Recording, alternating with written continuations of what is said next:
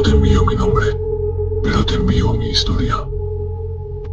Quizá ya hayas oído hablar del padre Ramiro, o incluso hayas recibido alguna otra historia, pues es algo muy conocido. De todas formas, esto es lo que yo viví. Hace años, me trasladé a Salamanca para cursar un máster en literatura. Salamanca, con sus calles empedradas y su antigua universidad, siempre me había parecido un lugar encantador y lleno de historia. Sin embargo, no podía prever que esa misma historia me envolvería en una experiencia que cambiaría mi vida para siempre.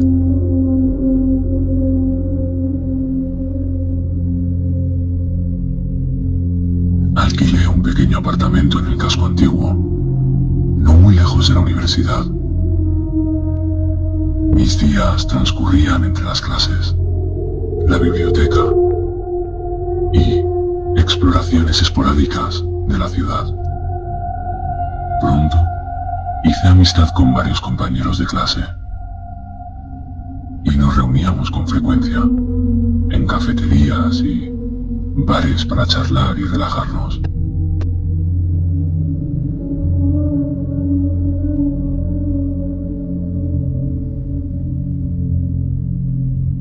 Fue en una de estas reuniones donde escuché por primera vez sobre el padre Ramiro.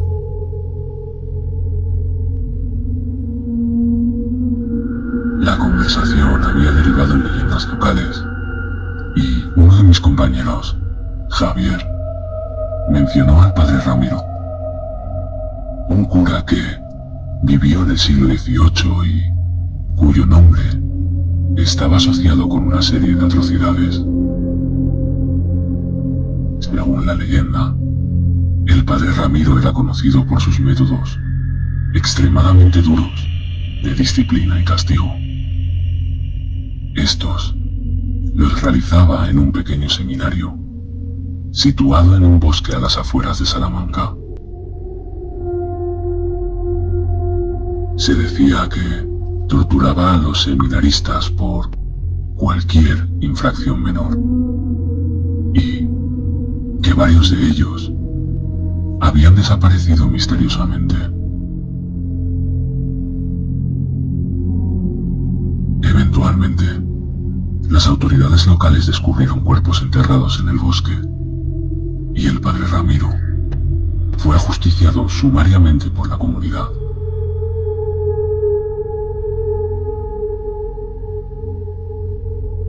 A nivel personal, estas historias siempre me habían parecido meros cuentos, pero había algo en la manera en que Javier la relató que me inquietó. Decidí investigar más sobre el tema, no tanto por morbo, sino por una mezcla de curiosidad académica y una creciente sensación de que había algo más detrás de esta leyenda.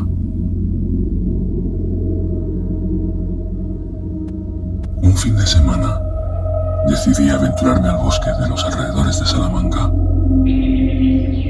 Llevé una mochila con agua, algo de comida y una linterna, planeando explorar durante unas horas y luego regresar antes del anochecer. Caminé por senderos desiertos. La vegetación espesa y el silencio del bosque me envolvían.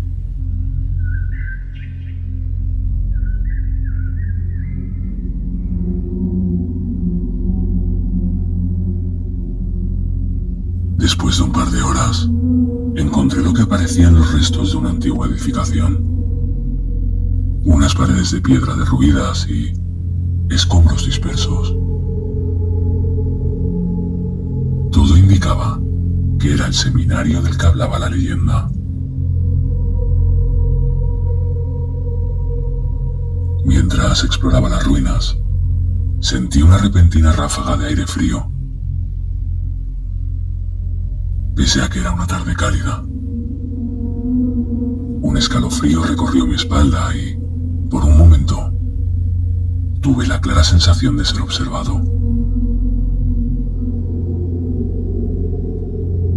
Desestimé la sensación como simple paranoia y continué. Encontré una trampilla de madera, medio oculta entre los escombros.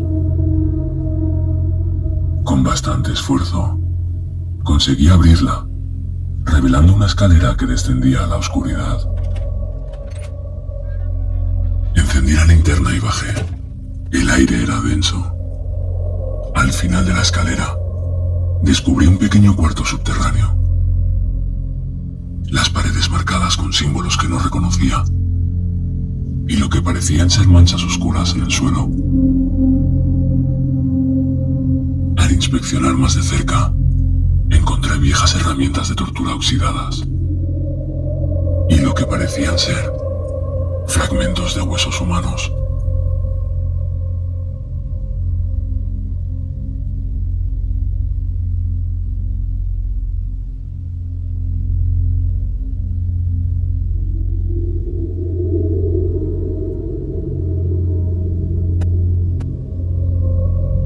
De repente, la linterna empezó a parpadear.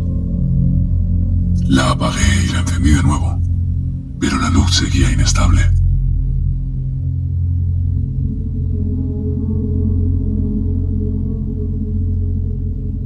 Fue entonces cuando escuché una voz masculina, como si alguien dijera mi nombre. Me di la vuelta, pero no había nadie. El pánico comenzó a apoderarse de mí. Decidí que era hora de salir de allí. Subí las escaleras apresuradamente y, al salir a la superficie, la linterna dejó de funcionar por completo.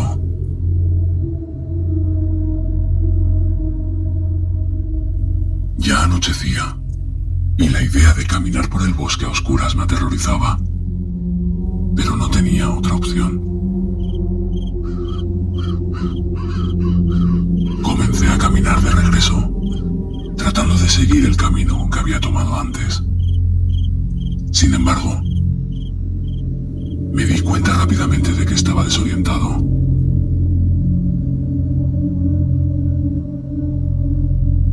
El bosque parecía diferente, más cerrado y oscuro. Escuchaba ruidos entre los árboles, pasos que no eran los míos, y de vez en cuando, un gemido que parecía provenir de todas partes.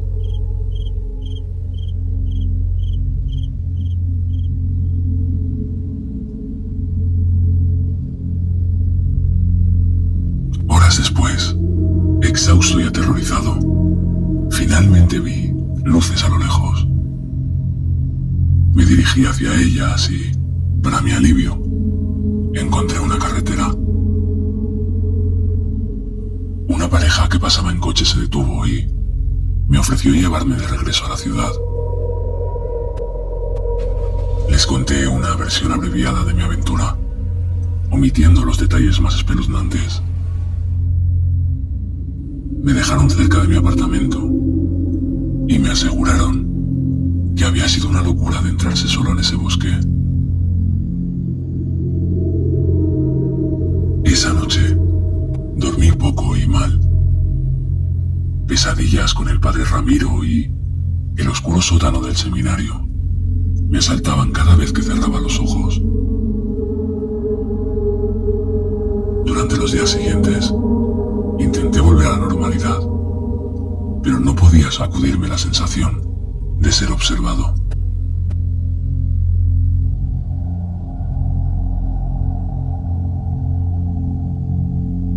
Una tarde, mientras estudiaba en la biblioteca, Javier se me acercó. Habíamos perdido contacto desde que conté mi experiencia a nuestros amigos, quienes lo tomaron como una broma de mal gusto.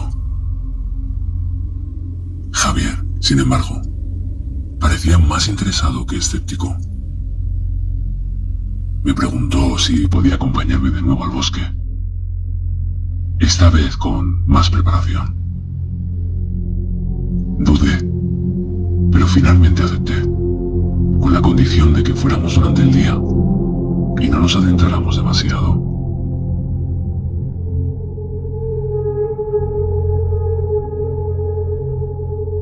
El día señalado, llevamos equipo de acampada y una cámara para documentar cualquier hallazgo. Caminamos durante horas, pero nunca logramos encontrar el lugar que había visto la primera vez. Todo el bosque parecía diferente, como si se hubiera movido. Frustrados y algo aliviados, decidimos regresar.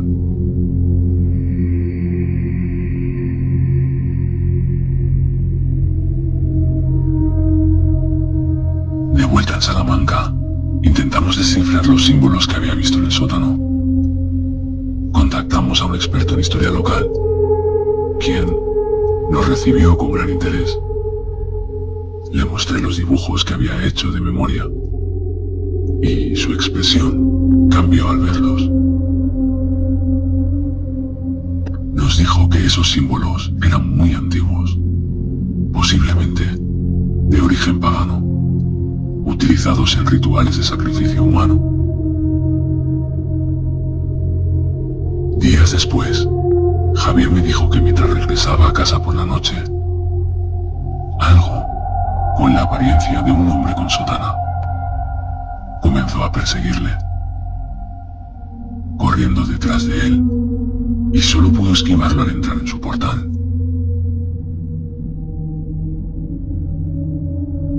Llamó a la policía, pero tras varias patrulladas no encontraron nada parecido en el barrio. Ningún hombre con esas características. Aquella noticia me golpeó con fuerza. No pude evitar sentir que yo sería el siguiente en ser acechado.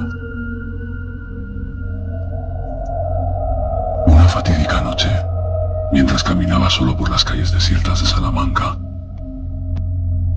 sentí una presencia detrás de mí. Me giré, y aunque no vi a nadie, el aire estaba helado. Un susurro resonó en mi oído. Una voz que reconocí de inmediato. El padre Ramiro. De repente, todo tuvo sentido. Salamanca estaba llena de historias de desapariciones inexplicables. Todas contadas con el bosque y el viejo seminario. Comprendí que el espíritu del padre Ramiro seguía buscando almas para sus rituales, y yo había sido elegido.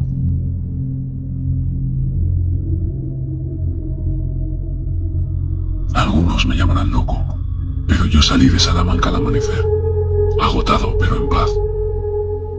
Nunca logré completar el máster de literatura, pero entendí que fue el precio a pagar por intentar adentrarme demasiado en una oscuridad que no me pertocaba. Al huir de ahí, al menos sabía que el espíritu del padre Ramiro no podría hacerme daño.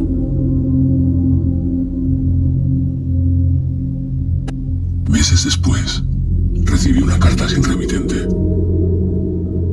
Al abrirla, encontré una foto de Javier. Lucía sonriente, en algún lugar exótico.